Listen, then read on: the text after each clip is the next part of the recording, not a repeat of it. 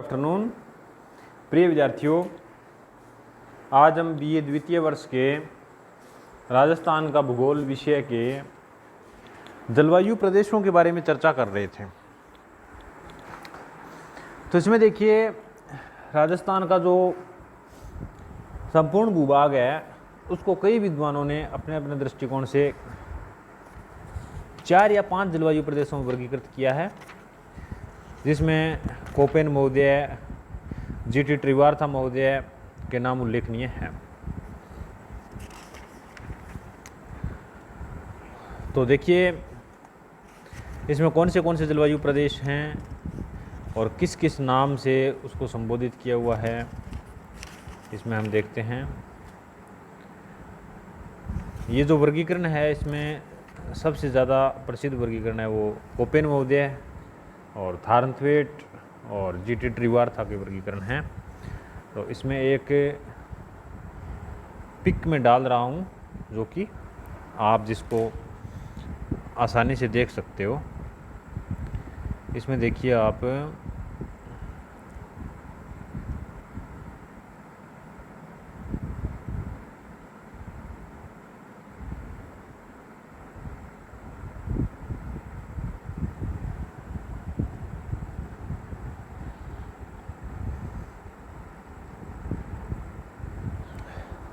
इसमें देखिए ये जो फोटो दिख रही है, इसमें राजस्थान के सभी जलवायु प्रदेशों को देख सकते हो आप, जिसमें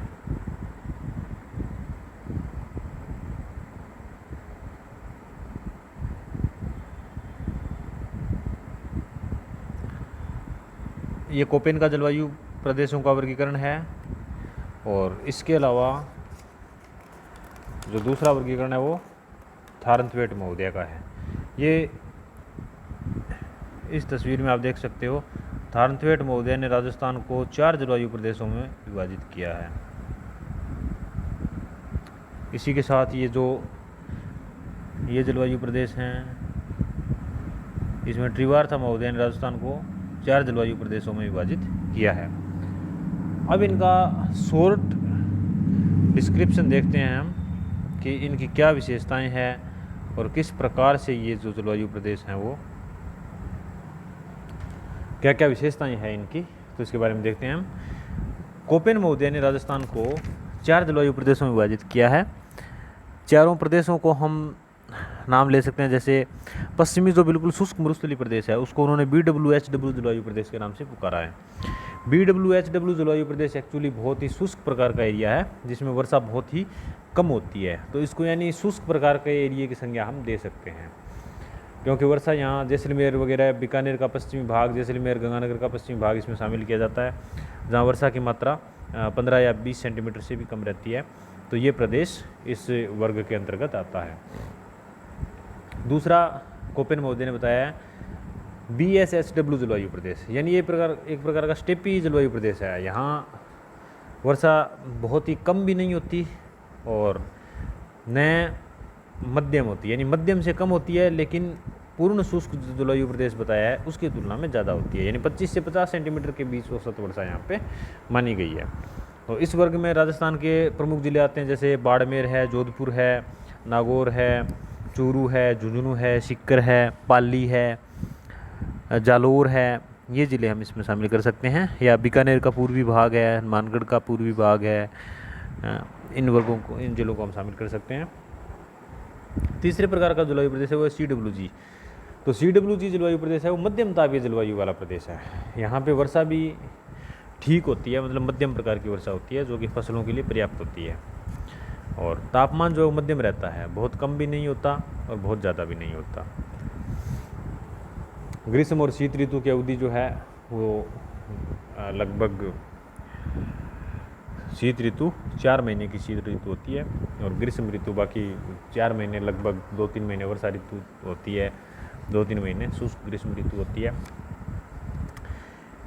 इसी प्रकार चौथा जो जलवायु प्रदेश है वो है AW प्रकार का जलवायु प्रदेश बताया कोपेन महोदय ने। तो इसके अंतर्गत उन्होंने दक्षिण राजस्थान के डूंगरपुर, बांसवाड़ा, उदयपुर, चित्तौड़गढ़, 12 जिला इनको शामिल किया है। इस प्रकार के जलवायु प्रदेश में वर्षा सर्वाधिक होती है। यानी राजस्थान में जितने जलवायु प्रदेश बताए उनमें सर्वाधिक वर्षा इसी वर्ग में होती है। और यहाँ का तापमान जो है वो कुछ ठीक ठीक होता है, यानी कि ज़्यादा होता है। यानी वर्ष के लगभग 7-8 महीने तापमान ठीक रहता है। 8-10 महीने तक तापमान यहाँ काफ़ी ठीक रहता है। 2-1 महीने ही तापमान काफ़ी न्यून होता है। सर्दी की ऋतु यहाँ छोटी होती है क्योंकि ये प्रदेश कर्क रेखा के नज़दीक लगता है। तो इस प्रकार से ये राजस्थान के जलवायु प्रदेश हैं। एक राजस्थान के जलवायु प्रदेशों में हम मान सकते हैं एक सामान्य वर्गीकरण कर सकते हैं। तो उसमें हम राजस्थान को 5 जलवायु प्रदेशों में विभाजित करेंगे। एक शुष्क जलवायु प्रदेश, जैसा कि कोपेन महोदय ने BWHW बताया, वो इसके सदृश है। अर्ध शुष्क, जिसमें कोपेन महोदय ने BSHW बताया। और उप आर्द्र प्रकार का जलवायु प्रदेश और आर्द्र प्रकार का जलवायु प्रदेश, ये दोनों कोपेन महोदय के CWG जलवायु प्रदेश के समतुल्य है। अति आर्द्र जलवायु प्रदेश, इसके अंतर्गत हम जो कोपेन महोदय ने AW जलवायु प्रदेश बताया है उसको शामिल कर सकते हैं, या उसके सदृश इस प्रदेश की व्याख्या हम कर सकते हैं। तो ये राजस्थान के जलवायु प्रदेश हैं। इसके पश्चात हम देखते हैं राजस्थान की जो प्राकृतिक वनस्पति है वो। तो सबसे पहले हम देखेंगे कि राजस्थान में बहुत सारे प्रकार की प्राकृतिक वनस्पति होती है। जैसे यहाँ खेजड़ी पाई जाती है, और भी बहुत सारे प्रकार की जो जीरोफाइट्स वनस्पति पाई जाती है। मृद पादप यहाँ पे काफ़ी पाए जाते हैं, जिनमें छोटी झाड़ियाँ वगैरह शामिल रहती है। और पेड़ों से हमें बहुत सारे प्रकार की वस्तुएं मिलती है, जिनमें कि मुख्य है लकड़ी है, गोंद है, लाख है, कत्था, जड़ी बूटियाँ, कंदमूल, पत्तियाँ, शहद, मोम इत्यादि चीज़ें हमें प्राप्त होती है। अब देखिए, राजस्थान वनों की दृष्टि से एक निर्धन राज्य है, क्योंकि यहाँ पे कुल भूभाग के लगभग 9.57% एरिया पर ही वन पाए जाते हैं। तो ये हमारे लिए बहुत ही एक विडंबना की बात है।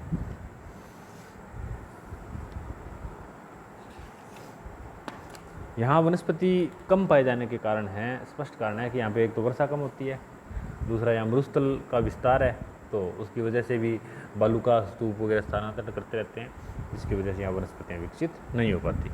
अब देखिए, वनों को प्रभावित करने वाले कारक। सबसे पहला कारक है जलवायु। सीधी सी बात है, वनस्पति को विकसित होने के लिए तापमान और वर्षा की आवश्यकता रहती है, और तापमान और वर्षा दोनों ही ऐसे कारक हैं जिसको जलवायु नियंत्रित करती है। तो यानी जहाँ वर्षा ज़्यादा होगी वहाँ उष्णकटिबंधीय आर्द्र सदाबहार वन पाए जाएंगे, और उसी प्रकार से वर्षा जहाँ कम होगी वहाँ अर्ध उष्णकटिबंधीय या फिर शुष्क प्रकार के वन पाए जाएंगे, क्योंकि वर्षा की मात्रा वनों का लगभग पूर्णतः निर्धारित करती है, वर्षा की मात्रा और तापमान दोनों चीज़ें।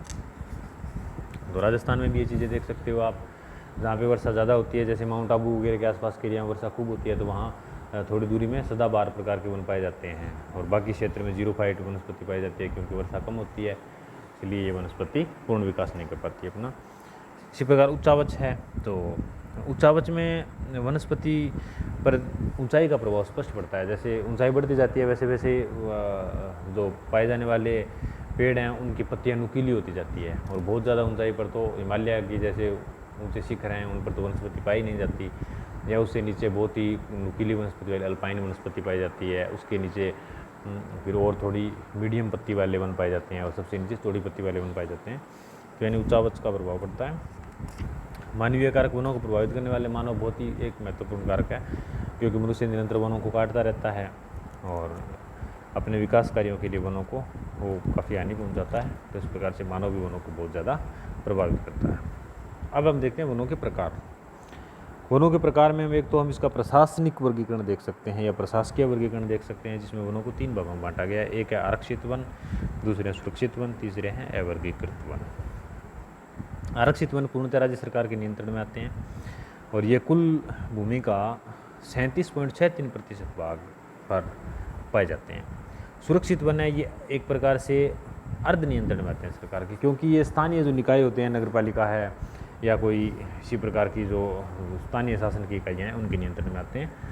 ये कुल वन भूमि का जो एरिया है उसके लगभग 56.08% भाग जो है वो सुरक्षित वन की श्रेणी में आता है। बाकी बचे हुए जो वन है 6.29% वो वर्गीकृत वन की श्रेणी में आते हैं। अब राजस्थान में पाए जाने वाले वनों का भौगोलिक वर्गीकरण करते हैं। भौगोलिक वर्गीकरण में हम राजस्थान में मुख्यतः 3 प्रकार के वन मान सकते हैं।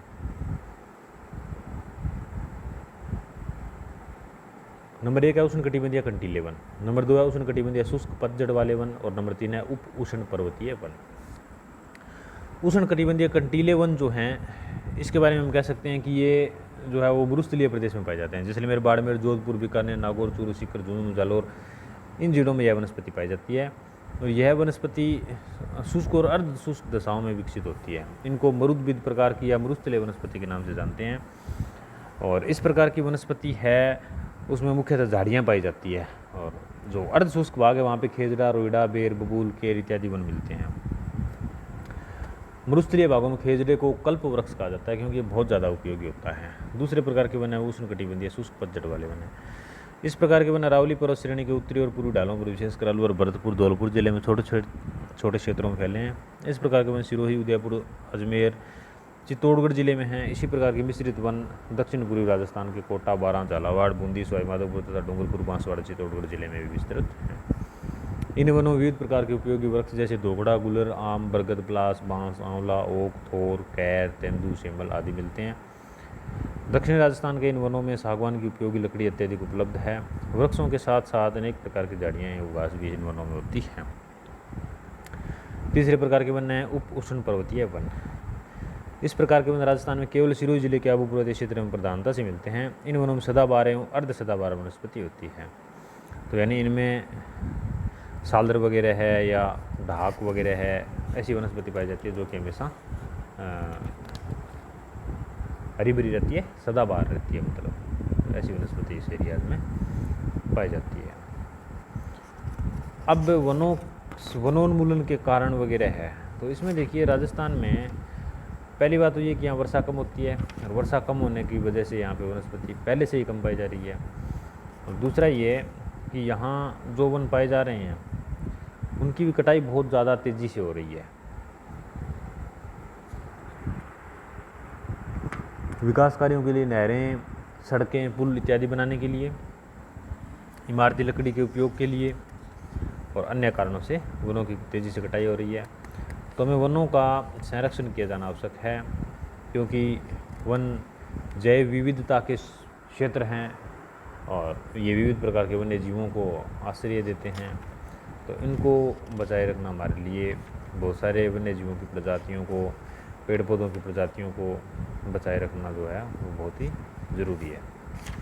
तो इस प्रकार से वनों का संरक्षण किया जाना बहुत आवश्यक है। राजस्थान में जैसे जोधपुर ज़िले में खेजड़ली नामक स्थान पर वनों को बचाने के लिए एक चिपको आंदोलन चला था, जिसमें कि विश्नोई समाज के लोगों ने वनों को बचाने के लिए अपनी जान कुर्बान कर दी थी।